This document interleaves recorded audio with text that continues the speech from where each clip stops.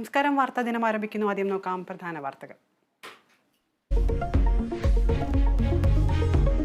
തെരഞ്ഞെടുപ്പ് വർഷത്തിൽ സർക്കാരിന്റെ നേട്ടങ്ങൾ എണ്ണിപ്പറഞ്ഞ ഇടക്കാല ബജറ്റ്. സ്ത്രീകൾക്കും യുവാക്കൾക്കും കർഷകർക്കും പ്രത്യേക പദ്ധതികൾ. പ്രധാനമന്ത്രി ആവാസ് യോജനയിൽ 2 കോടി വീടുകൾ അനുവദിക്കും. 2047 ഇന്ത്യയെ വികസിത രാജ്യമാക്കുമെന്നും നിർമ്മല സീതാരാമൻ. ആദായ നികുതി പരിധിയിൽ മാറ്റമില്ല. ധനക്കമ്മി കുറയ്ക്കാൻ നടപടി.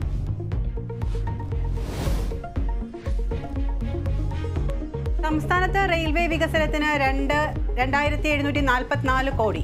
ശബരി റെയിലിൽ പ്രതീക്ഷയെന്ന അശ്വനി വൈഷ്ണവ്. 40,000 ബോഗികൾ വന്ദേ ഭാരത് നിലവാരത്തിലാക്കും. റെയിൽവേയിൽ 3 ഇടനാഴികൾ കേന്ദ്രീകരിച്ച് വികസനം.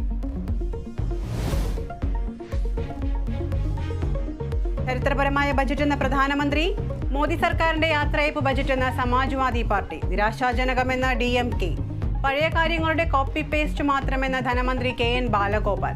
കേരളത്തെ പൂർണ്ണമായും അവഗണിച്ചെന്ന VD സതീശൻ.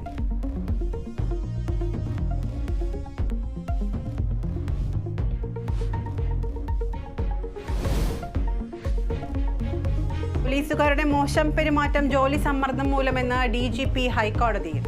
വിശദീകരണം. ആലത്തൂരിൽ അഭിഭാഷകനോട് മോശമായി പെരുമാറിയ സംഭവത്തിൽ പെരുമാറ്റം നിയന്ത്രിക്കാൻ സർക്കുലർ ഇറക്കേണ്ട അവസ്ഥയുണ്ടാവരുതെന്ന കോടതി. എടാ പോടാ വിളി വേണ്ടെന്നും നിർദ്ദേശം.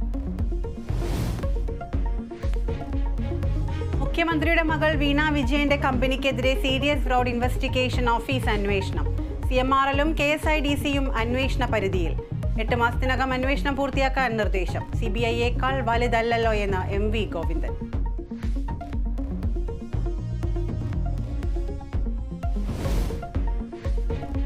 ഉത്തർപ്രദേശിലെ ഗ്യാൻവാബി മസ്ജിദിൽ ക്ഷേത്രാരാധന നടത്തി. പൂജ വാരണാസി കോടതി ഉത്തരവിന് പിന്നാലെ. പൂജ നടന്നത് പള്ളിയുടെ തെക്കുഭാഗത്തുള്ള നിലവറകൾക്ക് മുന്നിൽ. അനുമതി നൽകിയതിനെതിരെ മസ്ജിദ് കമ്മിറ്റി ഹൈക്കോടതിയിൽ.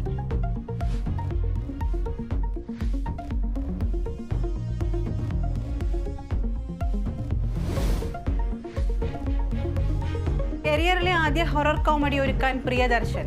ചിത്രം ഒരുങ്ങുന്നത് ബോളിവുഡിൽ. നായകൻ അക്ഷയ് കുമാർ.